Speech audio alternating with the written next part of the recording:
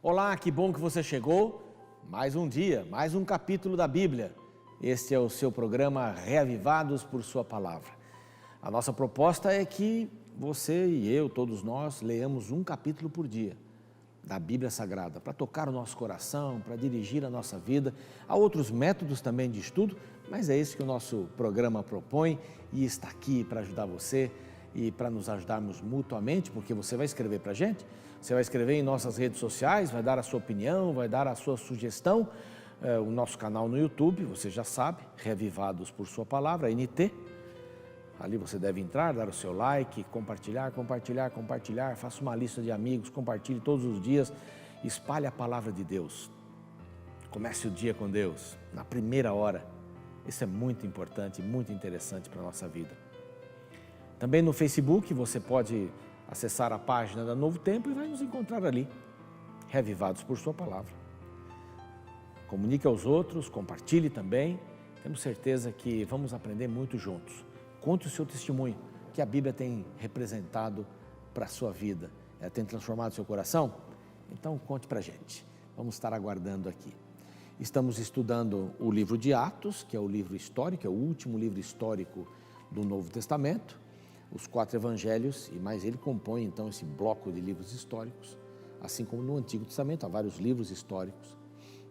E ele vem trazendo hoje o capítulo 8, que na realidade tem um pedaço do 7 ali envolvido e um pedaço do 8 no 7, é assim, os capítulos não estão divididos por temas, às vezes dá certinho, às vezes não dá certo, mas isso não importa, é só para uma localização na Bíblia. No capítulo 7 que nós já vimos, foi a respeito de Estevão, né? E aqui, a morte de Estevão, e o capítulo 8 começa, e Saulo, nome hebraico para ele, e Saulo consentia na sua morte. Tenho certeza que o rosto de Estevão não saiu da mente de Saulo.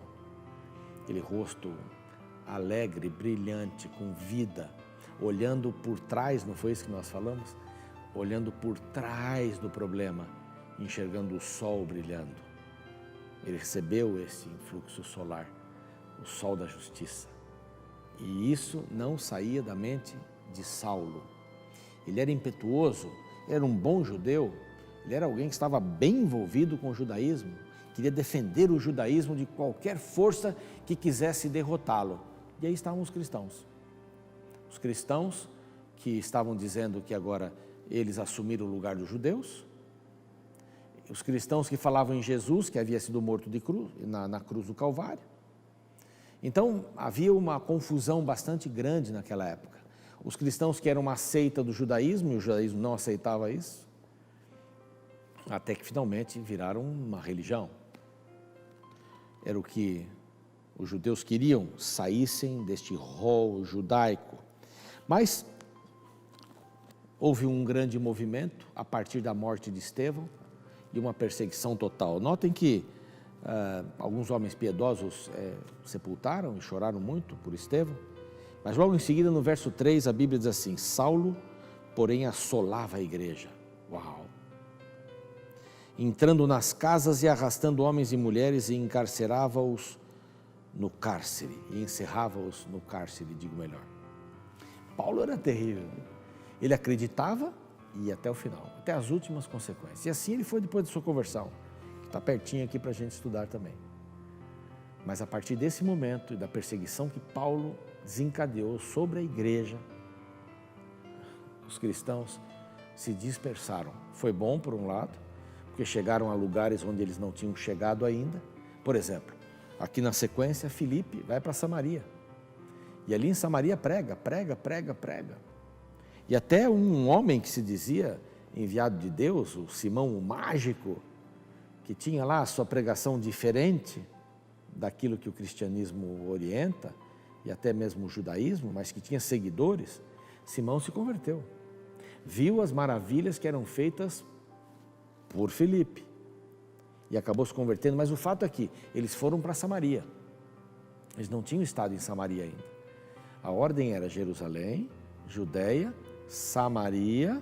Samaria é diferente de Judeia, por quê? Da Judeia, porque ali estavam meio judeus, 722, houve lá uma guerra, a Síria venceu e trouxe gente para morar ali e levou judeus para outras partes do mundo conquistada por eles. E os judeus olhavam para os samaritanos e diziam, vocês não são judeus. Então tinham um asco por esse povo. Eles vão até lá para pregar e o povo recebeu, foram receptivos. Mas lembra-se de uma mulher samaritana? Nós já passamos a história aqui, João capítulo 4. Mulher samaritana foi até o seu povoado e disse assim, não seria este o Messias? Vamos vê-lo, vem, vamos, venham. E eles ouviram Jesus por 3 dias. Ouviram a palavra de Deus, ela já estava por ali. E quando Filipe foi pregar em algumas aldeias dali, o evangelho tocou o coração das pessoas, elas fecharam a ideia, a cadeia da salvação e do reino de Deus. Bom, Pedro e João também vão a Samaria. Eles ouviram que eles estavam pregando e o povo estava com o coração aberto, querendo ouvir a palavra de Deus, eles foram para lá também. E quando chegaram, pregaram. Foi maravilhoso. Era um movimento bastante grande. E este Simão, o mágico, até chegou para eles, escuta, me conte o segredo, como é que vocês fazem isso? Eu pago. Pessoal, olha, se você não mudar de ideia, você estará bem comprometido a sua vida espiritual, hein? Porque no reino de Deus as coisas não funcionam assim. Nós temos e fazemos as coisas em nome do Senhor Jesus. E no verso 24 a resposta de Simão foi, rogai vós por mim ao Senhor, para que nada do que disseste sobre mim venha. Ele acabou aceitando, né? Esperamos, né? Que esse seja o fim da sua história. E esse capítulo, o capítulo 8, termina com uma linda história deste Filipe, que estava em Samaria. E o Espírito Santo disse, olha, você tem que ir até a estrada de Gaza e eu vou levar você para lá. Ali tem uma pessoa que precisa ouvir o Evangelho. Olha que coisa interessante. O Espírito Santo preocupado com todo mundo que precisa ouvir o Evangelho. E quando você conversa com uma pessoa, não é à toa, ele vai ocupar você e vai usar você para você pregar o Evangelho. Estar nas mãos do Espírito Santo é maravilhoso. E ele agora, Filipe, estava nas mãos do Espírito Santo. E ele percebeu uma carruagem, era uma carruagem estrangeira, não sei se ele viu pela placa ou pelo jeito, mas era de fora, era de Candace, era de mais de 1000 quilômetros dali, do norte da África. E ali estava um ministro da fazenda, ele cuidava do dinheiro da rainha de Candace. Era um homem experiente, inteligente, mas era eunuco. Muitos destes cargos eram ocupados por pessoas que não podiam mais procriar. Ou eram eunucos por um voto, por uma mutilação pessoal, mutilavam as suas genitálias, ou por algum defeito congênito, ou porque sofreram um acidente e perderam as genitálias. Então esses eram os famosos que ficavam nos haréns, etc. Mas muitos reinos colocavam esses homens porque eles não tinham família. Agora pense, um camarada que não tem família, não tem nada para fazer a não ser o seu trabalho. Não se importa com filhos, não se importa com esposa, não tem. Então poderia se dedicar melhor ao trabalho. Então muitos eram escolhidos por causa disso. Ele era eunuco. E os eunucos não podiam entrar no templo. Pelo que dá a entender a história, ele veio buscar conhecimento. Ele estava com um pedaço do livro de Isaías, não sei onde ele arrumou isso, mas ele arrumou. Ou ele arrumou vindo de Jerusalém, lá em Jerusalém, ou ele arrumou trazendo um pedaço, alguém vendeu para ele, e ele começou a estudar e a história era linda. Não eram todas as pessoas que podiam ter a Bíblia naquele tempo. Custava muito caro, né? Tinha que ter um copista para copiar as páginas, aquilo era uma fortuna. Mas ele podia, ele vinha de um reino que tinha dinheiro, ele era uma pessoa rica também.